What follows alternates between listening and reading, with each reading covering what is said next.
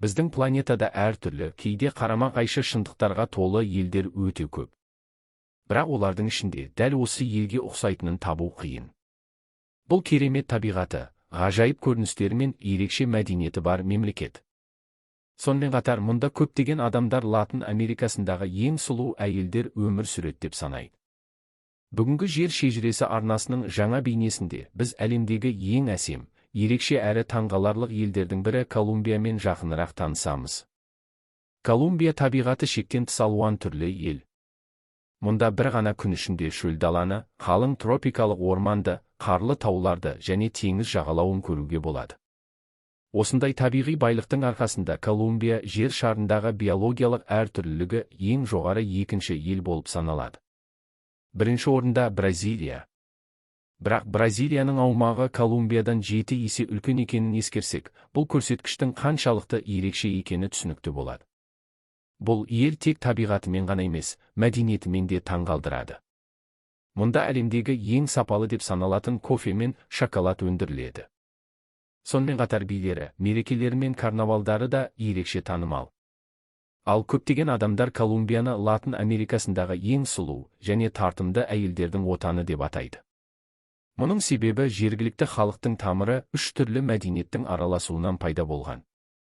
Байырғы үндістер, африкалықтар және еуропалықтар. Бұл алуан түрлілік тек адамдардан ғана емес, табиғаттан да көрінеді.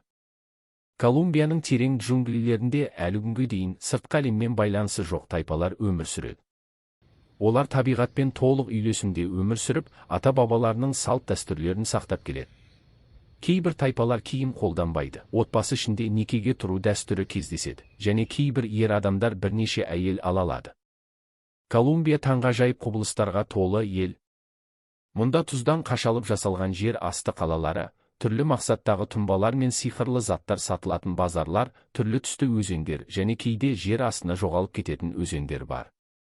Сонымен қатар әлемдегі ең жұмбақ әрі қорқынышты қонақүйлердің бірі де осы елде орналасқан. Сондықтан бұл бейнені мұқият қарап шығыңыз. Колумбияны бізбен бірге танып білусіз ойлағаннан да қызық болуы мүмкін. Ендеше бастайық. Оңтүстік Американың жүрегінде қалың әрі өтпейтін джунглилердің арасында Колумбия орналасқан. Бұл табиғаты аса бай, алуан түрлілігімен ерекшеленетін мемлекет.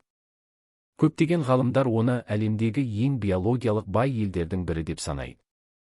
Сонымен қатар оның табиғи көріністері соншалықты әдемі, оны алғаш көрген адам таңғалысын жасыра алмайды. Колумбия оңтүстік Американың солтүстік батысында орналасқан. Оның солтүстігін Кариб теңізі шайып жатыр, батысында Тынық мұхиты бар. Шығысында Венесуэла мен Бразилия, ал оңтүстігінде Эквадор мен Перу мемлекеттерімен шектеседі.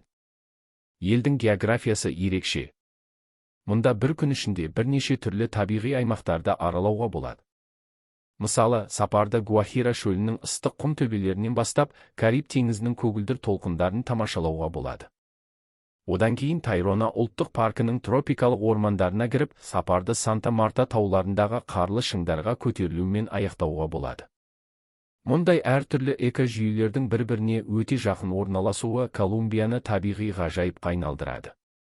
Бұл елде кездесетін табиғи көріністерді әлемнің басқа бірде-бір жерінен дәл осылай көру мүмкін емес. Колумбия әлемдегі құстардың ең көп түрі кездесетін ел. Мұнда құстардың түрлері бүкіл оңтүстік Америкадағы кейбір аймақтардың барлығын қосқандағыдан да көп. Бұл елдің тағы бір табиғи кереметі Канья Кристалес өзені. Оны жиі бес түсті өзен деп атайды.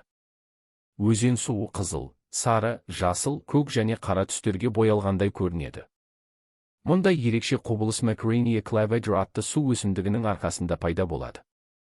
Жаңбыр маусымында бұл өсімдік түрлі түстерге боялып, өзен түбін әсем кілемдей безендіреді. Мөлдір су, тегіс тастар және ерекше өсімдіктер бірігіп, Канья Кристалесті жер бетіндегі ең ерекше табиғи көріністердің біріне айналдырады. Бірақ Колумбиядағы табиғи құбылыстар мұнымен ғана шектелмейді. Бұл елде кейбір өзендер белгілі бір жерде жер астына сіңіп кетіп, бірнеше шақырымнан кейін қайта пайда болады. Мұндай құбылысты Гуавиаре аймағындағы Гихар немесе Инирида өзендерінен көруге болады. Бұл өзендер әктас жыныстарынан құралған жер арқылы ағып өтеді. Жер астында көптеген үңгірлер мен каналдар болғандықтан, судың бір бөлігі сол жерге кетіп, кейін қайтадан жер бетіне шығады. Колумбияның ормандары мен тауларында тек өзіне тән көптеген жануарлар мен өсімдіктер тіршілік етеді. Мұнда сирек кездесетін қосмекенділер, бауыр мен жорғалаушылар және құстардың көптеген түрлері бар. Бірақ Колумбияның ең қызықты ерекшеліктерінің бірі оның ежелгі тайпалары. Кейбір қауымдастықтар мыңдаған жылдар бойы өз мәдениетін сақтап, сыртқы әлеммен өте аз байланыста өмір сүріп келеді. Қазіргі кезде Колумбия халқы 50 миллионнан асады. Халықтың көп бөлігі Богота, Медельин, Кали және Картахена сияқты ірі қалаларда тұрады.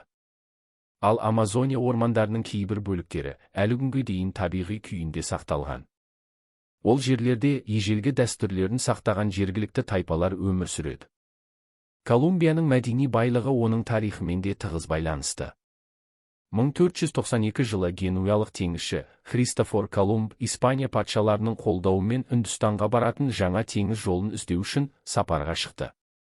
Ол Азияға батыс арқылы жетуге болады деп ойлады. Бірақ ұзақ сапардан кейін ол күтпеген жерден жаңа құрлыққа тап болды. Бұл кейіннен Америка деп аталған жер еді. Колумб қазіргі Колумбия жеріне бармағанымен, оның жасаған карталар мен жазбалары кейінгі зерттеушілерге бағыт көрсетті. Кейін еуропалықтар Кариб теңізі жағалауына келіп, алғашқы қоныстарын сала бастады. 1819 жылы Оңтүстік Америкадағы тәуелсіздік соғыстары кезінде жаңа мемлекетке Колумбия деген атау берілді. Бұл атау Христофор Колумбтың құрметіне қойылған. Ал бүкіл құрлық неге Америка деп аталады? Себебі итальян зерттеушісі Америго Веспуччи бұл жерлердің Азия емес, жаңа құрлық екенін дәлелдеді. Сондықтан карталарда құрлық оның есімімен атала бастады. Осылайша, жаңа құрлық Америка деп аталды, ал Колумбтың құрметіне бір мемлекет Колумбия аталды. Жер шарында табиғаты ерекше әрі таңғаларлық елдер көп, бірақ олардың арасында Колумбияның орны бөлек.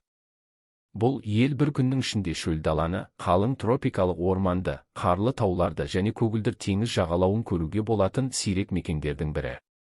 Осындай табиғи байлығының арқасында Колумбия әлемдегі биологиялық әртүрлілігі ең жоғары елдердің қатарында тұр. Сонымен қатар бұл ел өзінің мәдениетімен, мерекелерімен, кофесімен, шоколадымен де әйгілі.